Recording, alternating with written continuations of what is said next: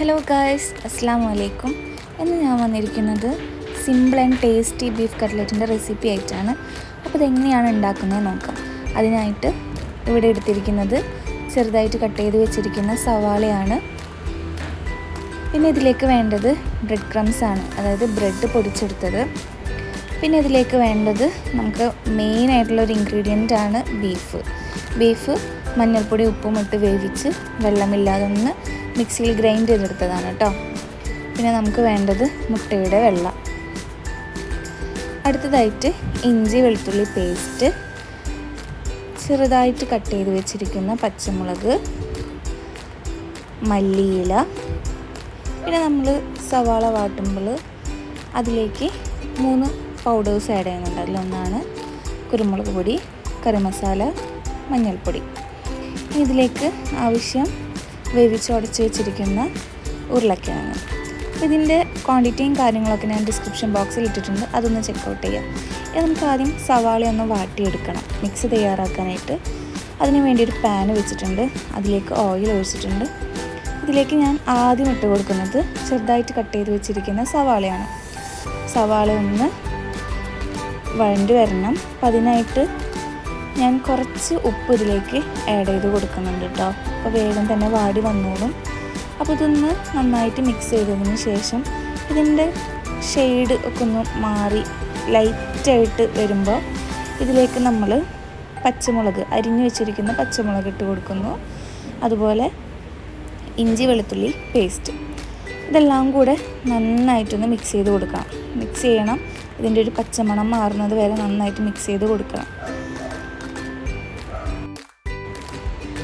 നന്നായിട്ട് മിക്സ് ചെയ്ത് കൊടുത്തിട്ടുണ്ട്. ഇനി ഇതിലേക്ക് ഇടേണ്ടത് കുരുമുളക് പൊടി, കറി മസാല, മഞ്ഞൾപ്പൊടി, ഇതെല്ലാം കൂടെ അതിലേക്ക് ഇട്ട് കൊടുത്തിട്ട് അതിൻ്റെയും പച്ചമണം മാറുന്നത് വരെ നന്നായിട്ടൊന്ന് മിക്സ് ചെയ്ത് കൊടുക്കാം. അപ്പോൾ അതാ നന്നായിട്ട് മിക്സ് ചെയ്ത് കൊടുത്തിട്ടുണ്ട്. പിന്നെ നമുക്കിതൊന്ന് ഒരു 5 മിനിറ്റ് ലോ ഫ്ലെയിമിൽ മൂടി വയ്ക്കാം. ഇതിനിടയിൽ ഞാൻ ഒരു നുള്ള് ടൊമാറ്റോ സോസ് ഒഴിച്ച് കൊടുത്ത് സെറ്റ് ചെയ്ത് വെച്ചിട്ടുണ്ട്. ഇതിനി ഞാൻ ഒരു പരന്ന പ്ലേറ്റിലോട്ട് ഇട്ട് കൊടുക്കുന്നുണ്ട്. ഇതൊന്ന് ചൂടാറി കിട്ടണം, എന്നാലാണ് നമുക്ക് കട്ട്ലേറ്റിനുള്ള മിക്സ് ആക്കുമ്പോൾ ചൂടാറി കിട്ടിയിട്ട് വേണം നമുക്കത് മിക്സ് ആക്കാനായിട്ട്. അതിന് വേണ്ടിയിട്ടാണ് കേട്ടോ. അപ്പോൾ നമുക്കിതിന് മിക്സ് തയ്യാറാക്കാം. അതിനായിട്ടൊരു ബൗൾ ഞാൻ എടുത്തിട്ടുണ്ട്, വലിയ ബൗളാണ് കേട്ടോ. ആ ബൗളിലോട്ട് നമ്മുടെ ഈ ഫസ്റ്റ് മിക്സ് ഇട്ട് കൊടുക്കുകയാണ്. അതിലേക്ക് ഉടച്ച് വെച്ചിരിക്കുന്ന വേവിച്ച ഉരുളക്കിഴങ്ങ് ഇട്ട് കൊടുത്തു. പിന്നെ ഇതിൻ്റെ മെയിൻ ഇൻഗ്രീഡിയൻ്റായ ബീഫ്. അപ്പോൾ ഇതിൻ്റെ ബീഫൊക്കെ എത്രയ്ക്ക് വേണം എന്നുള്ളതൊക്കെ ഞാൻ ഡിസ്ക്രിപ്ഷൻ ബോക്സിൽ ഇട്ടിട്ടുണ്ട്. അപ്പോൾ അതെല്ലാവരും അതൊന്ന് ചെക്കൗട്ട് ചെയ്ത് നോക്കുക. പിന്നെ നമുക്കിതിലേക്ക് ആവശ്യം കുറച്ച് മല്ലിയിലയാണ് കേട്ടോ. മല്ലിയില ഇട്ട് കൊടുത്തിട്ട് ഇത് നന്നായിട്ടൊന്ന് മിക്സ് ചെയ്യണം. അപ്പോൾ ഇതായിരിക്കും നമ്മുടെ കട്ട്ലേറ്റിൻ്റെ മിക്സ് വരുന്നത്. അപ്പോൾ ഇത് നന്നായി മിക്സ് ചെയ്തിട്ട് ഇതിനിടയിൽ നമുക്ക് ഉപ്പ് ടേസ്റ്റ് ചെയ്ത് നോക്കാം. ഉപ്പ് കുറവുണ്ടെങ്കിൽ ഉപ്പിട്ട് ഇപ്പോൾ സെറ്റ് ചെയ്ത് വെക്കാം. അതാ നമ്മുടെ മിക്സ് ഇവിടെ റെഡി ആയിട്ടുണ്ട്. ഇനി നമുക്കിതൊന്ന് ഉരുട്ടി പരത്തി കട്ട്ലേറ്റിൻ്റെ ഷേപ്പൊക്കെ ആക്കി എടുക്കണം. അപ്പോൾ അതിന് വേണ്ടിയിട്ട് ഇവിടെ ബ്രെഡ് ക്രംസും മുട്ടയൊക്കെ മാറ്റി വെച്ചിട്ടുണ്ട്. അപ്പോൾ ആദ്യം ഞാൻ കുറച്ച് ഓയിൽ കയ്യിൽ പരട്ടി, കാരണം അത് ഒട്ടിപ്പിടിക്കാതിരിക്കാൻ വേണ്ടിയിട്ടാണ്. അപ്പോൾ പരട്ടിയിട്ടുണ്ട്. അതൊന്ന് മിക്സ് എടുത്ത് റൗണ്ട് ചെയ്തു. പിന്നെ പരത്തി നമ്മുടെ സാധാരണ ഒരു കട്ട്ലറ്റിൻ്റെ ഷേപ്പ് പോലെയൊക്കെ ആക്കിയിട്ടുണ്ട്. അതിന് ഞാൻ മുട്ടയുടെ വെള്ളയിലോട്ട് മിക്സ് ചെയ്ത് കൊടുക്കണം. ഇട്ട് കൊടുത്തു, തിരിച്ചും മറിച്ചൊക്കെ ഇട്ട് കൊടുത്തു.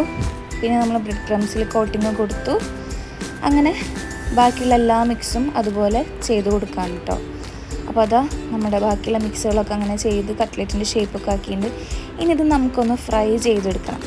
ഫ്രൈ ചെയ്തെടുക്കാനായിട്ട് ഇവിടെ പാൻ വെച്ച് കൊടുത്തിട്ടുണ്ട്. പാനിലേക്ക് ആവശ്യത്തിനുള്ള ഓയിൽ ചൂടായി വരുമ്പോൾ ഇത് ഓരോന്നായിട്ട് ഞാൻ ഇട്ട് കൊടുക്കുന്നുണ്ട്. അപ്പോൾ ഇത് നമുക്ക് വല്ലാണ്ട് അങ്ങോട്ട് ഫ്രൈ ചെയ്തെടുക്കണ്ട, കാരണം നമ്മൾ ഉള്ളിലുള്ള മിക്സ് ഓൾറെഡി കുക്ക്ഡാണ്. അപ്പോൾ അതുകൊണ്ട് നമുക്ക് വല്ലാണ്ട് ഫ്രൈ ചെയ്തെടുക്കണ്ട, ജസ്റ്റ് ഒരു കളറ് മാറി കിട്ടിയാൽ മാത്രം മതി. അപ്പോൾ അതാ ഓരോന്നായിട്ട് ഇട്ട് കൊടുക്കുന്നുണ്ട് കേട്ടോ.